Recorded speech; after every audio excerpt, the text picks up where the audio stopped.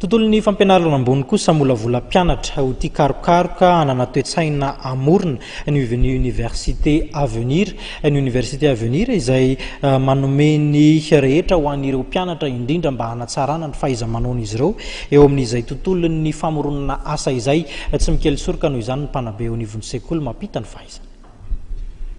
Université maromaro any Azia toy ny any Singapour, Taiwan, Hong Kong no miara-miasa akaiky sy mifampizaratra ekefa amin'ny ISAP.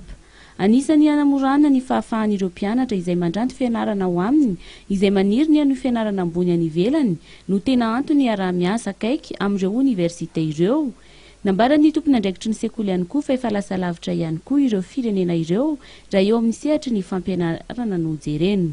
Ny université ISAP zany dia na ny Institut supérieur des avenirs professionnels dia manana branche efatra eto Antananarivo.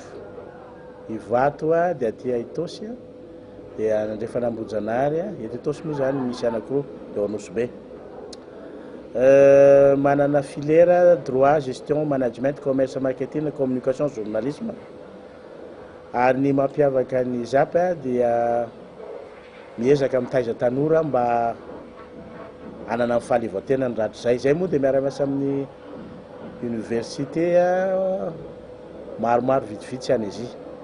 Tsy ao Chine fa ny any Singapour, ny any Malaisie, ny any Thaïlande, ny any Inde. Ary miezaka mba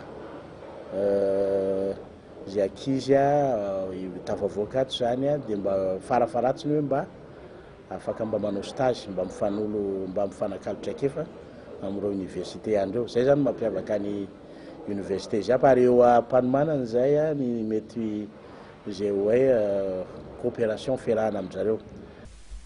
Anisan'ny tena iamasoany ity sekoly ambony ity ihany koa ny taiza ireo tanora sy amolavola ireo mpianatra ao amin'izy ireo ny mba hanana saina tia karokaroka sy tanjona ary indrindra ny amorona tetikasa.